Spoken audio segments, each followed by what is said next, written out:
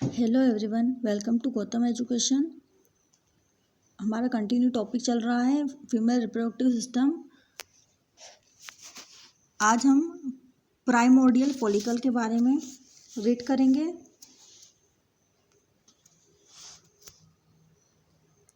It is found in embryonic stage of the female child but some of the them are visible even after her birth. It consists of an oocyte and a few surrounding follicular cells. Embryonic stage में कुछ follicles बनते हैं जिनको primordial follicle कहा जाता है। इनमें सभी एक्टिव नहीं होते हैं। जैसे जैसे चाइल्ड की ग्रोथ होती जाती है वैसे वैसे इसमें बहुत सारे फॉलिकल डिजनरेट होते जाते हैं और कुछ ही इसके अंदर डेवलप हो पाते हैं। इन सभी के अंदर oocyte पाया जाता है और इनके आसपास बहुत सारी सेल्स पाई जाती है जिनको फॉलिकुलर सेल्स कहा जाता है। प्राइमोर्डियल फॉलिकल एक प्राइमरी फॉलिकल सेल को कहा गया था। उसके बाद जो हमारी सेल डेवलप होती है उसको प्राइमरी फॉलिकल कहा जाता है। Primordial follicle develop into primary follicle. In this type of follicle the oocyte is completely surrounding by single layer of follicular epithelium. जो oocyte बनता है जिसको हमने प्राइमरी oocyte कहा है उसके आसपास एक सिंगल लेयर फॉलिकुलर एपिथेलियम बन जाती है। एक सिंगल सेल की एक लेयर बन जाती है जिसको फॉलिकुलर एपिथेलियम कहा गया है और इस टाइप के फॉलिकल को प्राइमरी फॉलिकल कहा जाता है।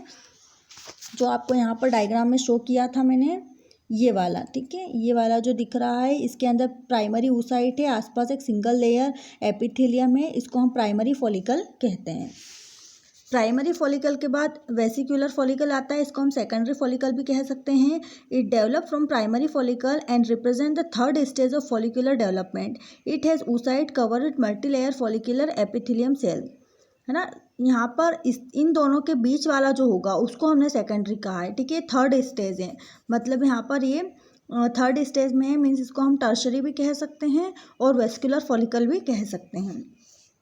क्या कहा गया है, प्राइमरी फॉलिकल जब आगे डेवलप होते हुए थर्ड स्टेज पर पहुंचता है तो उसके आसपास फॉलिकुलर बहुत सारे डेवलप हो जाते हैं, मल्टी लेयर्ड हो जाते हैं, है ना। यहाँ जो सिंगल लेयर थे वो बहुत सारे लेयर में डेवलप हो जाते हैं, multi layer follicular epithelium developed, और इस टाइप के फॉलिकल को वेसिकुलर फॉलिकल कहा जाता है, ठीक है। ये वाले देखिए यहाँ पर आपके जो है बहुत सारे बन जाएंगे। इस टाइप के को हम फॉलिकल तो लिया ही गया है, इसको आप वेस्कुलर फॉलिकल लिख लेना ना। वेस्कुलर फॉलिकल बन जाता है, ये बहुत सारे लेयर इसमें आ जाती है। सेकेंडरी फॉलिकल आपका रहेगा डबल लेयर, ठीक है। ये वेसिकल हो गया, ये प्राइमरी हो गया, इसके बीच में ये जो दिख रहा है जिसमें डबल लेयर पाई जाएगी इसको सेकेंडरी फॉलिकल कहा जाता है, ठीक है। इसके अंदर अगर oocyte देखा जाए तो oocyte इसमें प्राइमरी ही होगा बट इस पूरे को हम सेकेंडरी फॉलिकल कहेंगे। तो आपको क्लियर होगा, ये प्राइमरी है, ये सेकेंडरी है और ये वेस्क्यूलर है। उसके बाद जो टर्शरी फॉलिकल बनता है जो पूरी तरीके से डेवलप हो जाता है उसी को हम आगे चल के ग्रेफियन फॉलिकल कहते हैं। This is the last stage of development of ovum. It has fully developed ovum which is ready to come out from the ovary. ये लास्ट स्टेज होती है जिसको हम टर्शरी फॉलिकल कहते हैं, मैच्योर फॉलिकल कहते हैं या ग्रेफियन फॉलिकल कहते हैं। ग्रेफियन नाम के साइंटिस्ट ने इसको डिस्कवर किया इसीलिए इसको ग्रेफियन फॉलिकल कहा जाता है। ग्रैन्यूल लाइक दाने इसके अंदर बहुत सारे पाए जाते हैं, दाने लाइक सेल पाई जाती है, इसीलिए इसको ग्रेफियन फॉलिकल नाम दिया गया है। लास्ट स्टेज होती है ओवम की डेवलपमेंट की। It has fully developed ovum which is ready to come out from the ovary. ये पूरी तरीके से डेवलप ओवम होता है जो ओवरी को रिलीज करने के लिए कैपेबल हो जाता है। It is larger in size which the ovum is surrounded by a multi layer structure, ठीक है। ये ओवम जो बनेगा इसके आसपास बहुत सारी लेयर पाई जाएगी सेल्स की, जिसको मल्टी लेयर स्ट्रक्चर कहा गया है। It is form by regular division in the cell of vascular epithelium, ठीक है। किसके कारण बन पा रहा है, वेस्क्यूलर फॉलिकल जो है वो कंटिन्यू डिवाइड हो रहा है, उस डिवाइडेशन के कारण हमारा मैच्योर ग्रेफियन फॉलिकल बनता है। और vacuole develop in their middle, इसके बीच में एक लेयर बन जाती है, सॉरी इसके बीच में एक कैविटी बन जाती है जिसको पूरी तरीके से ब्लैंक होगी, जिसको वैक्यूल कहा जाता है और इसी को हम एंट्रम कहते हैं। देखिए ये दिखाई दे रहा है आपको, एक पूरी कैविटी बन गई है, ब्लैंक वाइट कलर की कैविटी, इसी को यहाँ पर वैक्यूल कहा गया है। Large size of Graafian follicle और vacuole develop in their middle, बीच में एक वैक्यूल बन जाता है, it is known as antrum, इसी कैविटी को एंट्रम कहा जाता है।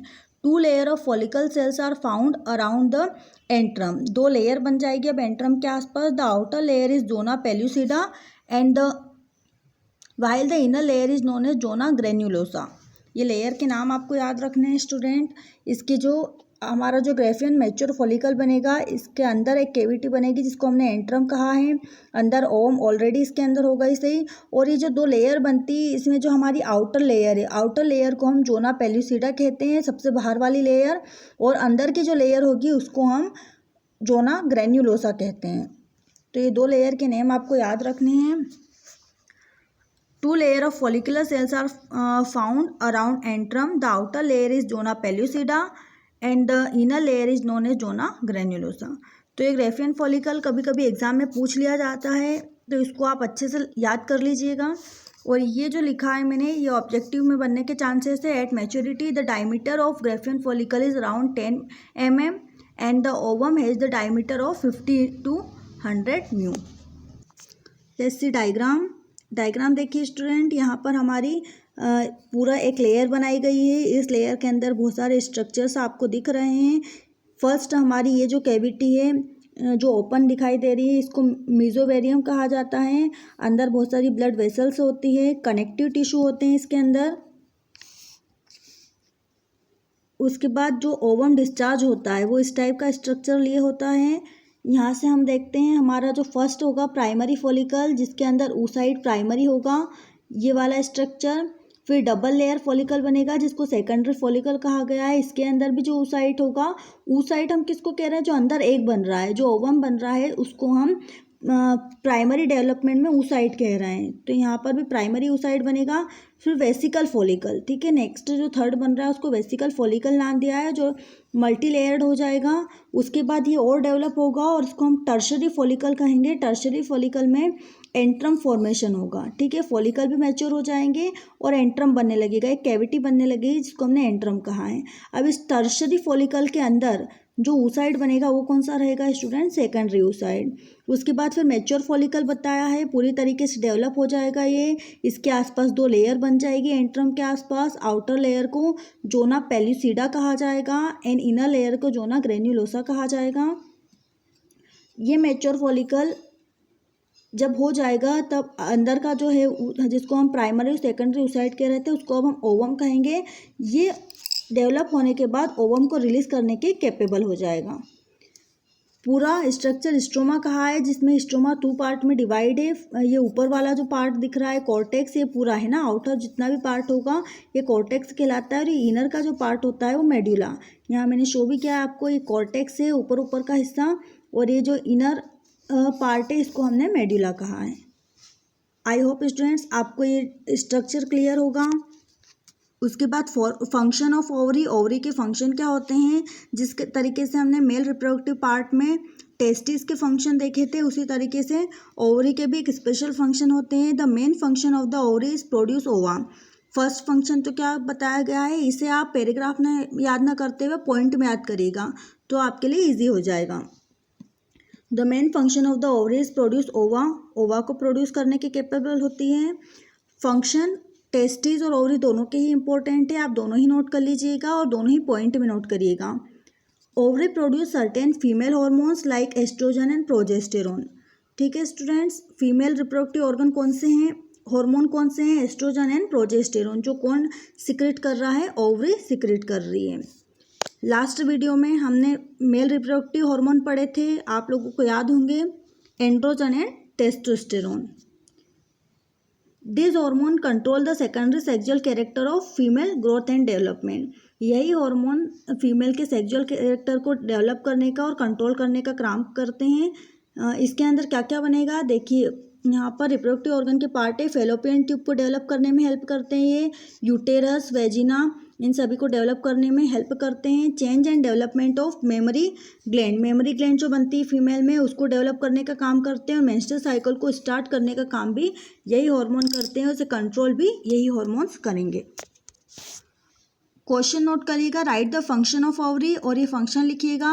लास्ट वीडियो में मैंने टेस्टिस के फंक्शन बताए थे, right the function of testis, ये क्वेश्चन लिखकर वहाँ से उसे नोट करिएगा। और उसके बाद देखिए, draw the label structure of ovary. Draw the label structure of ovary, इसमें आपको ओवरी का स्ट्रक्चर बनाना है। ओवरी का स्ट्रक्चर MP बोर्ड के एग्जाम में पूछ लिया जाता है, तो आपको इसे याद करना पड़ेगा। तो इसे अच्छे से ड्रॉ करके प्रैक्टिस करिए। उसके बाद part of female reproductive system and their function, यहाँ एक शॉर्ट में टेबल में शो किया गया है कि कौन कौन से पार्ट है, उनके क्या स्पेशल फंक्शन है। जैसे प्राइमरी सेक्स ऑर्गन, ओवरी हो जाएगी, फॉर्मेशन ऑफ एग सेल और ओवम, एग सेल को बनाने का काम करती है। जितने भी रिप्रोडक्टिव हार्मोन होते हैं उनके लिए रिस्पॉन्सिबल होती है। ओव्यूलेशन, ओव्यूलेशन मतलब एग का रिलीज होना, एग को रिलीज करने में भी ओवरी हेल्पफुल होती है। उसके बाद सेकेंडरी एसेसरी सेक्स ऑर्गन, उसमें आपके हो जाएंगे ओविडक्ट और फेलोपियन ट्यूब, जो क्या कर रहा है, conduction of ovum. Fallopian tube ovum को कंडक्ट करती है और फर्टिलाइजेशन का प्लेस होती है। यूटेरस, यूटेरस क्या होगा, houses the developing embryo until the birth.